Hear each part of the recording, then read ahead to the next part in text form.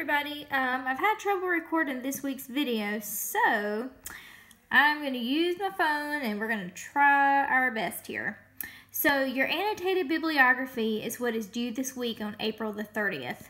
And the great news about this is you've completed the majority of your annotated bibliography already. So what I'm going to do is go ahead and open the assignment instructions, and we're going to walk through this project step by step. Alright, so let's get started. Your annotated bibliography is going to be in APA format. You're going to use 5 sources, and those are going to be your practice segment sources that you have already used.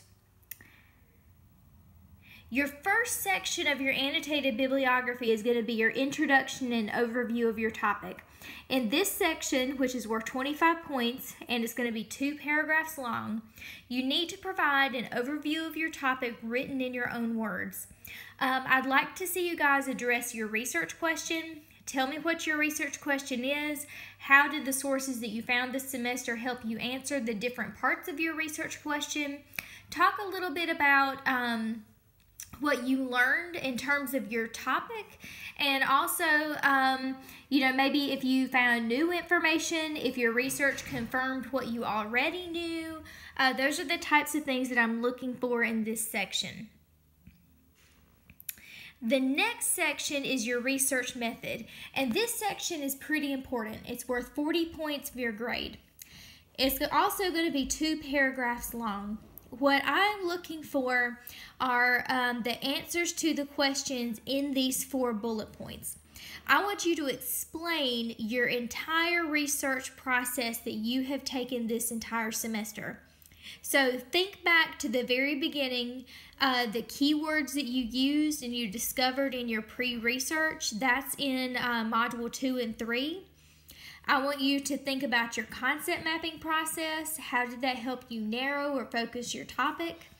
I'd like for you to describe specific research strategies that you used when searching in the databases. That's your Module 5, so think back to that reflection post. Then I'd also like for you to tell me specifically what keywords did you use in the database? Which limiters did you use in the database? Which Boolean operators did you use? Don't just tell me what searches you did, but also tell me about those search results. What about that search experience was really good? What about that search experience did you find challenging or did you not like? I'd also like for you to wrap up and describe your overall experience researching this semester. So tell me how your practice in research going forward might be different. How did it change? What type of impact has your research process in this class maybe had on other classes you're taking this semester? Last but not least, we have your annotations. And these are your 5 practice segments. This is your chance to reuse your corrected practice segments 1 through 5. You're going to include your APA citation, your annotation, and your research statement for each source.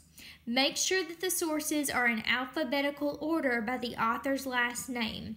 If the source doesn't have an author, you'll use the title of the source instead. So while right here we've got all the practice segments listed in the order that you submitted them, make sure that they're in alphabetical order instead. Last but not least, we've got your formatting, which is 10 points. All you need is a title page with your topic and your name and the date. And then make sure your entire document is double-spaced in 12-point font using Times New Roman. All right, just to reiterate something that is in the Turnitin video, this is your chance to correct any type of issues in your practice segments that maybe you didn't correct throughout the course. Go back and look at the feedback. If you have things that you need to improve, go ahead and make those corrections so you don't lose those same points here. So if you lost points on any practice segments before, go ahead and make those corrections so you don't lose those points again. Also, watch the Turnitin video, and I've already posted that. I'm going to take a look and pull it up real quick.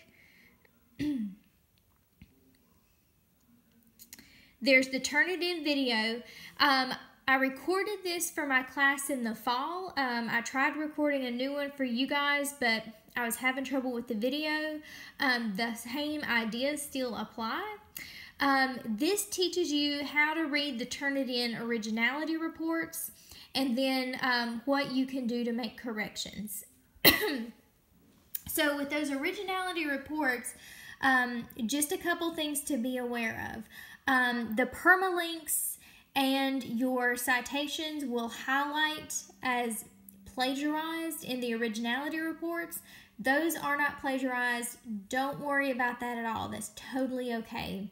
But if you've copied and pasted any text at any point in time in the semester into your annotations, that will show up as plagiarized if you've copied and pasted it from somewhere else. So here is your fair warning. If you've copied and pasted any text into your annotations, go ahead and correct that now. If you turn in your annotated bib and your originality report has something highlighted, as long as it's before the due date, you can go back and make those corrections yourself and then resubmit. And so you can do that until that final due date happens. All right, last but not least, to submit your annotated bibliography, you're going to click the link which is right here, View and Complete. It will allow you to upload your document. All right, well that is everything. If you have any questions, just shoot me an email and let me know. Remember, you have until April the 30th. I'm not going to be grading any annotated bibliographies until after April the 30th. So I'm giving you guys a chance to go ahead and submit anytime between now and then. And then if you need to make self-corrections, you can go ahead and do that between now and then. Let me know if you have any questions, and do a great job, you guys. We're in the home stretch and we're almost done. I'll catch up with you later.